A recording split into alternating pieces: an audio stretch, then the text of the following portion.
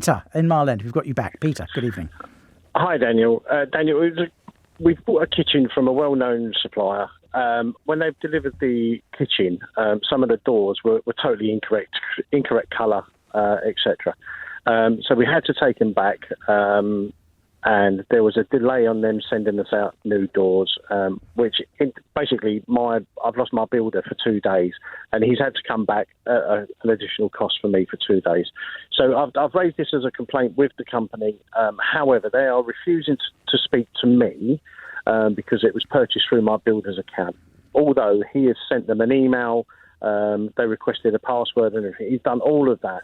That I'm still getting nowhere with them, and I don't know where to go next. So is the problem that you've been charged for a couple of extra days by your builder? Yes.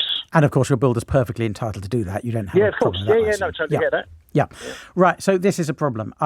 Because if it was bought through your builder's account, the contract. I paid for it on my credit card. Yeah, that doesn't matter. The contract is between the builder and the kitchen supplier. I'm assuming. There was no contract with you, was there? There was no deal direct with you. Well, so everything has been sent through to me. That doesn't matter. That's the delivery address. That's a different point. I'm assuming that you didn't sign any contracts. You didn't tick anything online that said, I agree to these terms and conditions. No. Okay. So the contract's going to be with the builder. Now, there's two difficulties, Peter, and this is a perfectly legitimate question, and I get why you're cross, and this is where the law fails people.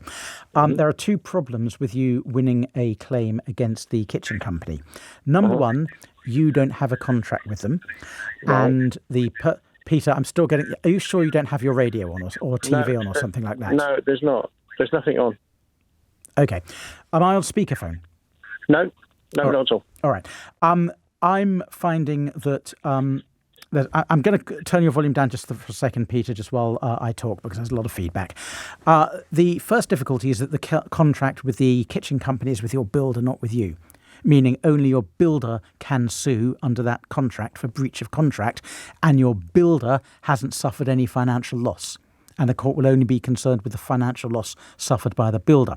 Now, there is an argument that because you were meant to be a beneficiary of that contract, you can bring your own claim. And that's a credible argument. There's an act called the Contracts Rights Against Third Parties Act that lets you do that. But the other difficulty is going to be, I can absolutely guarantee that the kitchen company's terms and conditions will say that they're not liable for consequential loss.